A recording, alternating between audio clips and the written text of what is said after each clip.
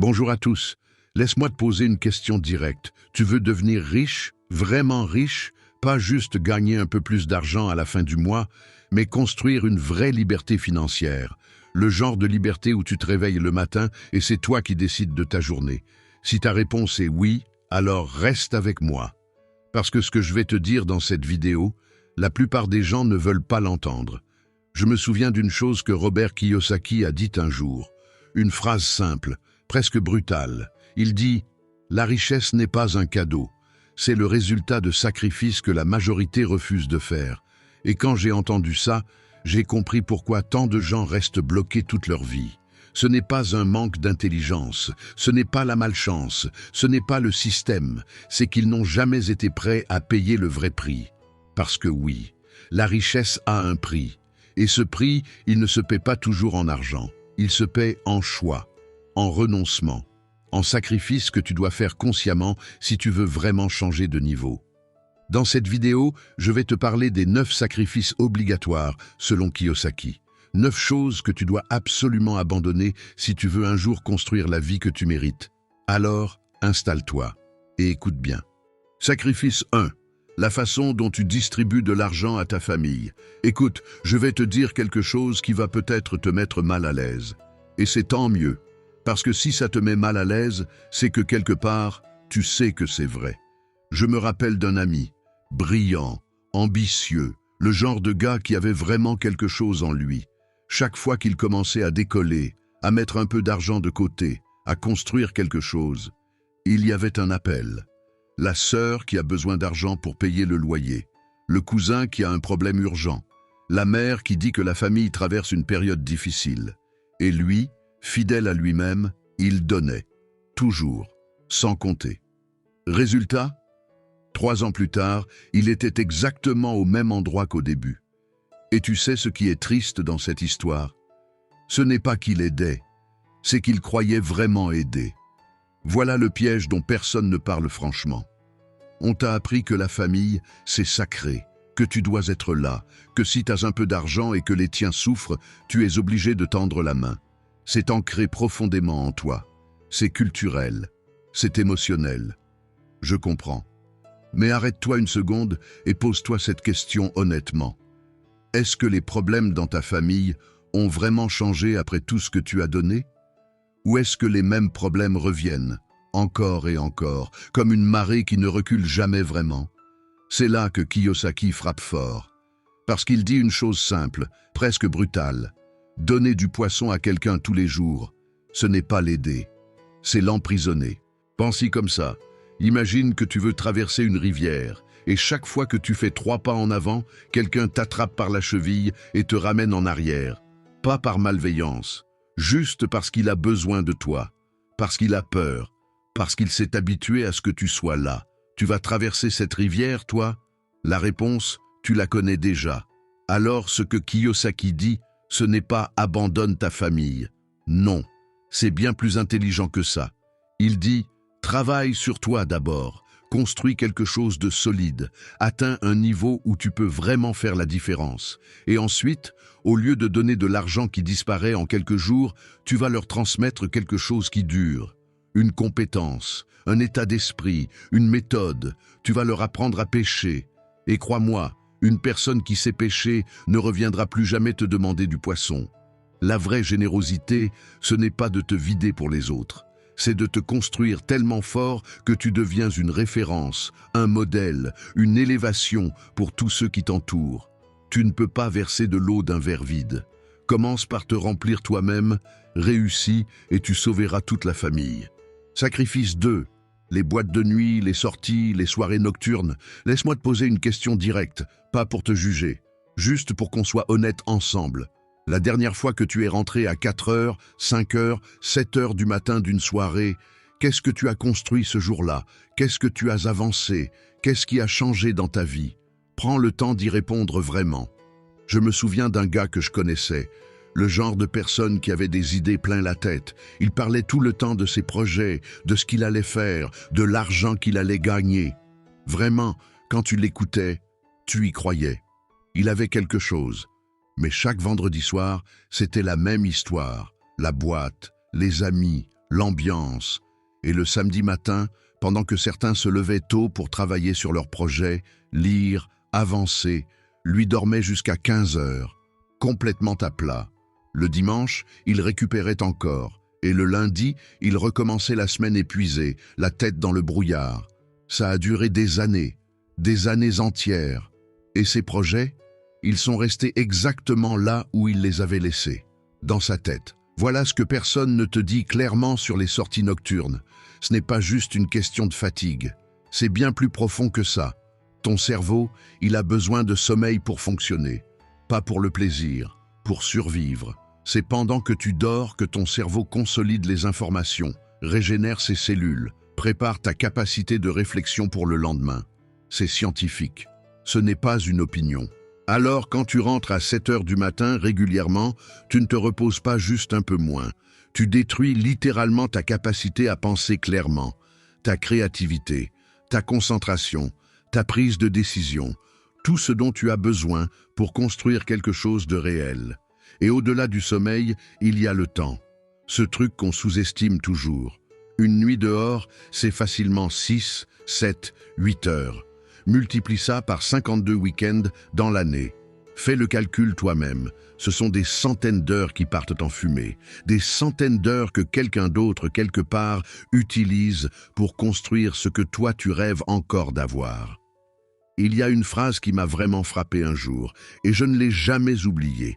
Elle dit à peu près ceci: quand tu fais des choix difficiles aujourd'hui, demain sera plus facile. Mais quand tu fais des choix faciles aujourd'hui, demain sera très difficile. Sortir, c'est facile. Se lever à 6 heures du matin pour travailler sur son projet pendant que tout le monde dort, c'est difficile. Mais dans 5 ans, dis-moi, qui sera où? La fête ne disparaît pas. Elle t'attend toujours. Mais l'opportunité, elle n'attend personne. Le succès se construit dans les heures que les autres choisissent de perdre. Sacrifice 3. Les relations, les amitiés inutiles qui te tirent vers le bas. Toi-même, au fond, tu sais que ces personnes ne t'apportent rien, mais tu restes quand même. Je vais te dire quelque chose que tu sais déjà. Quelque part au fond de toi, tu le sais déjà. Mais personne n'a encore eu le courage de te le dire en face. Il y a des gens dans ta vie en ce moment même dont tu n'as pas besoin. Et toi, tu le sais. C'est comme l'autre jour, je parlais avec quelqu'un, un gars bien, vraiment bien. Il avait des projets, une vision claire de ce qu'il voulait construire. Mais chaque fois qu'on se voyait, il me parlait des mêmes blocages, les mêmes hésitations, les mêmes excuses. Ça durait depuis des mois. Et un jour, je lui ai demandé « Avec qui tu passes la majorité de ton temps ?» Il a réfléchi. Et là, il a commencé à me décrire son cercle. Des gens qui se plaignent, des gens qui critiquent ceux qui réussissent, des gens qui voient un obstacle dans chaque opportunité, des gens qui sortent, consomment, dépensent, mais qui ne construisent rien. Je lui ai dit « Tu viens de trouver ton problème. Ton entourage, c'est soit la clé de ta réussite, soit ce qui fait couler ton bateau. Il n'y a pas de milieu. Les gens qui t'entourent influencent ta façon de penser, tes décisions, tes ambitions, même sans que tu t'en rendes compte. C'est invisible, c'est lent, mais c'est dévastateur. Tu peux avoir la meilleure vision du monde. Si tu la partages tous les jours avec des gens qui n'y croient pas, qui ricanent, qui te ramènent constamment à la réalité, tu vas finir par douter toi-même. C'est humain. C'est comme ça que fonctionne l'esprit. Mieux vaut être seul que mal accompagné. Ce n'est pas juste une belle phrase, c'est une stratégie de survie. Et je vais aller encore plus loin. Parce que ce point touche aussi les relations amoureuses. Et là, les gens ont du mal à entendre. Si tu es avec quelqu'un qui ne partage pas ta vision, qui ne comprend pas pourquoi tu travailles tard, pourquoi tu investis ton argent au lieu de le dépenser, pourquoi tu refuses certaines sorties, cette relation va te coûter très cher. Pas seulement émotionnellement, financièrement, en temps, en énergie, en focus. Et voilà ce que Kiyosaki dit avec une brutalité qui fait mal, mais qui libère. Si tu dois choisir entre quelqu'un et tes projets, choisis tes projets. Pourquoi? Parce que la personne qui te demande de sacrifier tes rêves aujourd'hui, c'est souvent la même qui partira demain parce que tu n'as rien construit. Pense à l'ironie de cette situation. Tu abandonnes ton business pour garder quelqu'un. Et cette personne te quitte parce que tu n'as pas de business. Le cercle que tu choisis aujourd'hui dessine l'homme ou la femme que tu seras demain. Choisis avec intelligence, choisis avec vision. Ou choisis la solitude plutôt que la mauvaise compagnie. Les bons arrivent quand tu te construis, pas avant. Sacrifice 4. Les dépenses inutiles pour les regards des gens.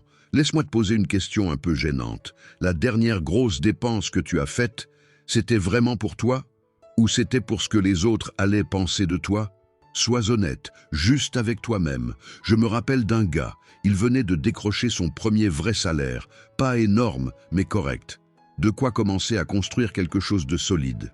La première chose qu'il a faite, il a acheté une voiture, une grosse, du crédit sur 5 ans, avec un téléphone dernier cri dans la poche et des vêtements de marque sur le dos. Il était fier. Les gens autour de lui commentaient, les photos sur les réseaux, les likes, l'image. 6 mois plus tard, il pouvait à peine payer son loyer. Il stressait à la fin de chaque mois. Et la voiture? Elle perdait de la valeur dans le parking pendant que lui perdait du sommeil dans son appartement. L'image était belle, la réalité beaucoup moins. Et voilà le piège dans lequel tombent la plupart des gens. Dès qu'un peu d'argent rentre, au lieu de le faire travailler, de l'investir, de le mettre là où il peut grandir, on l'utilise pour construire une façade, pour montrer quelque chose, pour impressionner des gens qui, la plupart du temps, s'en fichent complètement de toi. C'est ça la vérité que personne ne veut entendre. Tu achètes des choses dont tu n'as pas besoin, avec de l'argent que tu n'as pas vraiment, pour impressionner des gens qui ne pensent pas vraiment à toi. Réfléchis à cette phrase. Vraiment. Kiyosaki parle de quelque chose de fondamental ici. Il dit « Aligne ton niveau de vie avec ton niveau réel, pas avec le niveau que tu veux projeter, pas avec le niveau de ton voisin, ton niveau réel, celui que tes comptes en banque reflètent aujourd'hui. » Ce n'est pas une question d'humilité, c'est une question de stratégie, parce que chaque euro dépensé pour l'image, c'est un euro qui ne travaille pas pour ta liberté. C'est un euro qui ne t'achète pas un actif. C'est un euro qui ne te rapproche pas du jour où tu pourras vraiment vivre comme tu veux, sans compter, sans stresser, sans devoir justifier chaque dépense. C'est comme construire une maison. Tu ne commences pas par décorer les murs avant d'avoir posé les fondations. Sinon, à la première tempête, tout s'effondre. Et l'image que tu avais construite avec elle, les gens vraiment riches, les gens qui ont construit quelque chose de durable, ils ne dépensent pas pour impressionner, ils investissent dans ce qui est invisible. Et c'est précisément pour ça que leur richesse, elle, devient très visible avec le temps. Aujourd'hui, tu peux choisir l'image, ou tu peux choisir la liberté. Mais sache que tu ne peux pas avoir les deux en même temps, pas au début. Construis d'abord, montre ensuite, dans cet ordre-là, et pas dans l'autre. Sacrifice 5. Courir après les femmes qui ne t'apportent rien. Le choix de ta partenaire de vie. Je vais te parler d'une chose que beaucoup d'hommes refusent d'entendre. Pas parce que c'est faux, mais parce que c'est trop proche de leur réalité pour être confortable.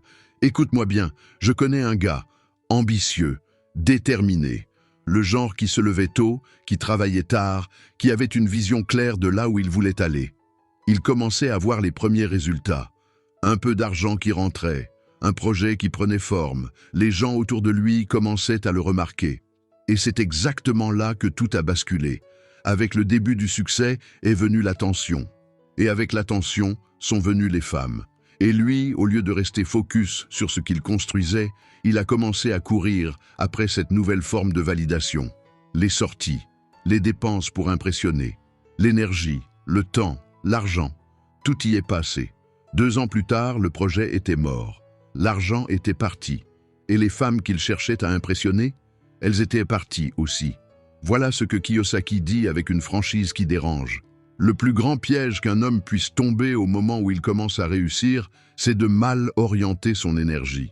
Et souvent, ce piège a un visage, un sourire et une façon de te faire oublier complètement tes objectifs. Ce n'est pas une attaque contre les femmes, entendons-nous bien, une bonne partenaire, une femme qui partage ta vision, qui te pousse vers le haut, qui comprend tes sacrifices. C'est une force. C'est même l'un des atouts les plus puissants qu'un homme peut avoir dans sa vie. Mais une mauvaise partenaire? Ou pire, courir après les femmes comme objectif principal quand tu es en train de construire? C'est le début de la fin. Silencieusement, progressivement, mais sûrement. Il y a une règle simple que j'ai entendue un jour et qui ne m'a jamais quitté. Elle dit ceci: un homme a le choix. Soit il court après les femmes, soit il court après sa réussite. Mais il ne peut pas courir dans les deux directions en même temps. Cours après l'argent, construis quelque chose de réel, deviens la meilleure version de toi-même. Et les bonnes personnes viendront naturellement vers ce que tu rayonnes. Mais quand tu cours après les femmes avant d'avoir construit quoi que ce soit, tu dépenses une énergie que tu n'as pas encore les moyens de dépenser. Tu brûles du carburant dont tu as besoin pour avancer. Le choix d'une partenaire de vie, c'est peut-être la décision la plus importante qu'un homme puisse prendre. Pas le business, pas l'investissement, pas le diplôme. La personne avec qui tu partages ton quotidien va soit amplifier ce que tu construis, soit l'éroder silencieusement jour après jour.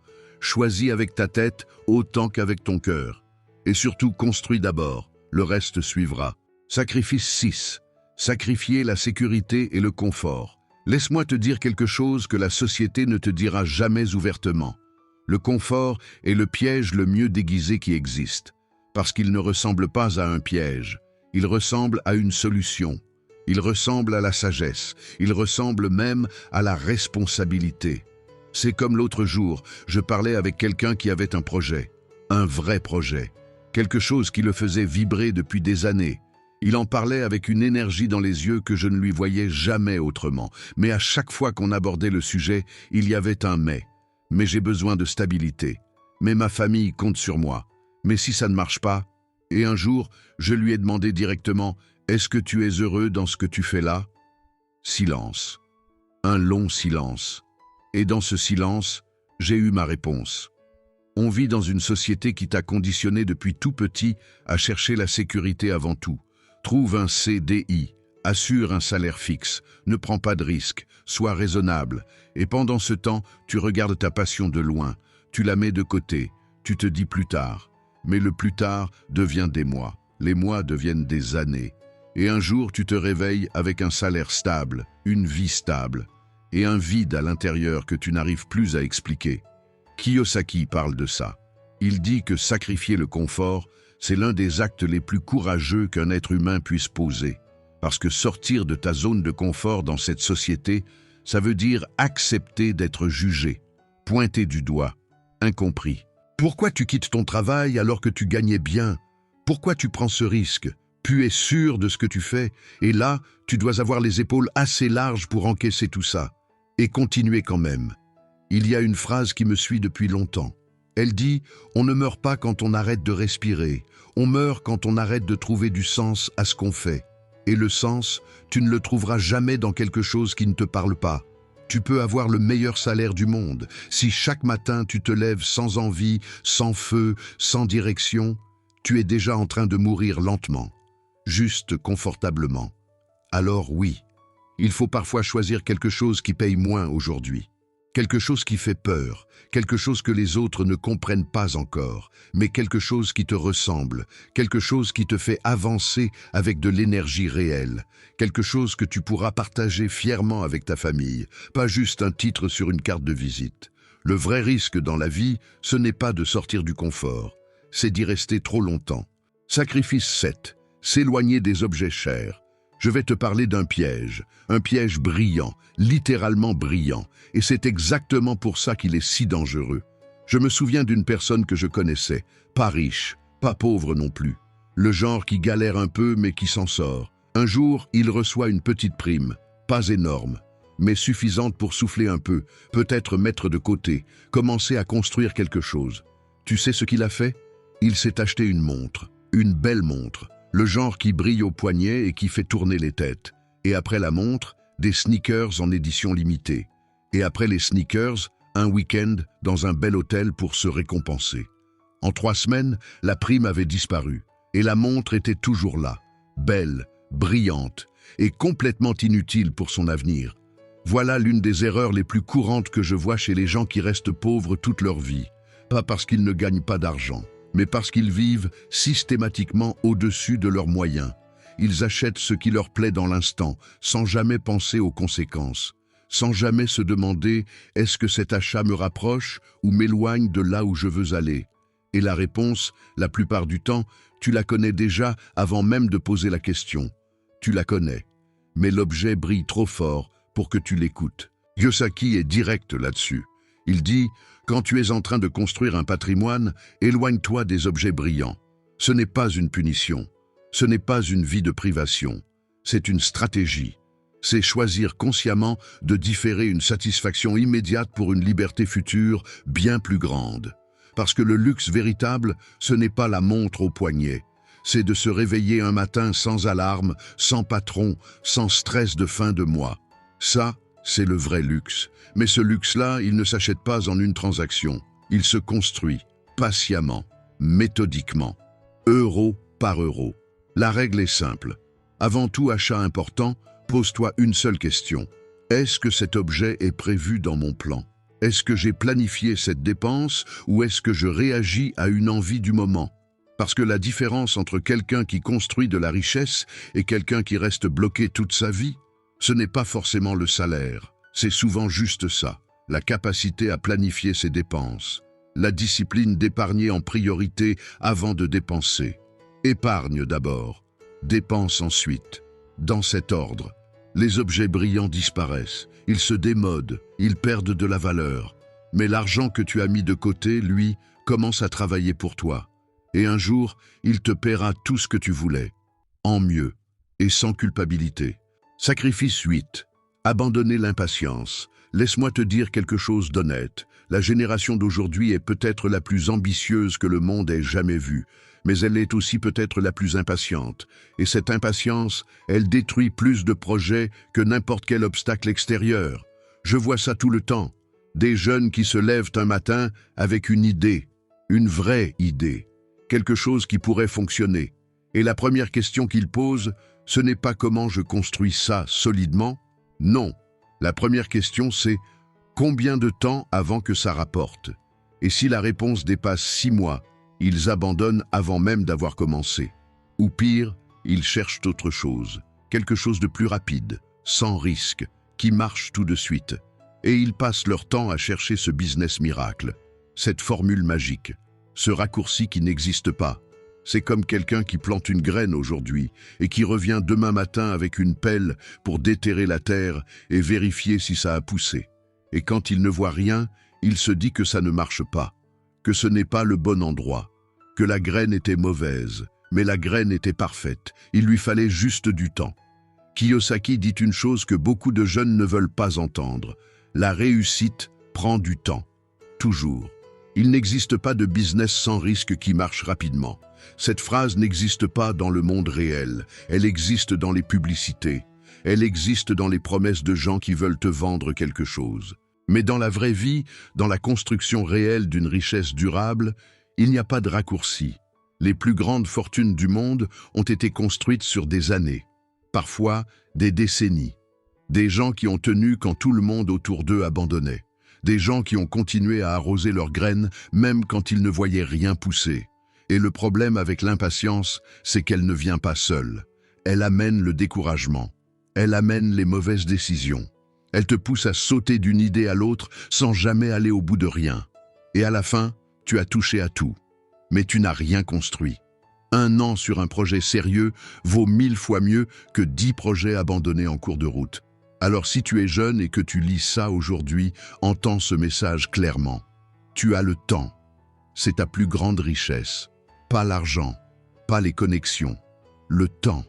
Mais ce temps, il faut l'utiliser avec patience, avec méthode, avec la conviction que ce que tu construis aujourd'hui, même si tu ne le vois pas encore, est en train de prendre racine. La vitesse crée du bruit, la patience crée des empires.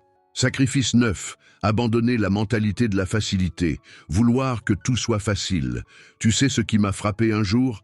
Une conversation simple, banale, avec quelqu'un qui me disait qu'il voulait réussir, vraiment réussir, avoir sa liberté financière, son business, sa vie à lui. Et il était sincère, je le voyais dans ses yeux. Mais à chaque fois qu'on parlait d'un plan concret, d'une étape à franchir, d'un effort à fournir, il y avait toujours la même réponse. C'est trop compliqué, il n'y a pas un moyen plus simple, ça prend trop de temps. Et là j'ai compris, ce n'était pas le succès qu'il voulait. C'était le succès facile, et ça n'existe nulle part. On grandit avec cette idée quelque part dans la tête que les choses importantes devraient venir naturellement, que si c'est trop dur, c'est peut-être que ce n'est pas fait pour nous, que la vraie réussite, elle devrait couler de source. Mais regarde la nature, regarde la vie elle-même. Même pour qu'un enfant vienne au monde, une femme le porte pendant 9 mois. 9 mois de transformation, d'inconfort, de douleur, de patience. Et à l'arrivée, la chose la plus précieuse qui soit, la vie. La nature elle-même t'enseigne que ce qui a de la valeur a un prix. Toujours. Kiyosaki parle de ça avec une clarté brutale. Il dit « Arrête de chercher la facilité. La facilité est l'ennemi de la grandeur. Ce que tu obtiens facilement, tu le perds facilement. Ce que tu construis dans l'effort, dans la sueur, dans les nuits où tu voulais tout lâcher mais tu as continué, ça, personne ne peut te l'enlever. Parce que ça fait partie de toi. Tu l'as mérité avec chaque partie de ton être. Et c'est là que beaucoup de jeunes se perdent. Pas par manque de talent, pas par manque d'intelligence, mais parce qu'ils ont été conditionnés à fuir la difficulté, à chercher le chemin le plus court, à éviter tout ce qui ressemble à un obstacle. Sauf que dans le monde réel, les obstacles ne sont pas là pour t'arrêter. Ils sont là pour filtrer, pour séparer ceux qui veulent vraiment de ceux qui veulent juste en avoir l'air. Chaque difficulté que tu traverses, c'est une sélection naturelle. Et ceux qui restent debout de l'autre côté, ce sont eux qui récoltent. Alors, la prochaine fois que quelque chose te semble difficile, que tu as envie de chercher un raccourci, arrête-toi une seconde.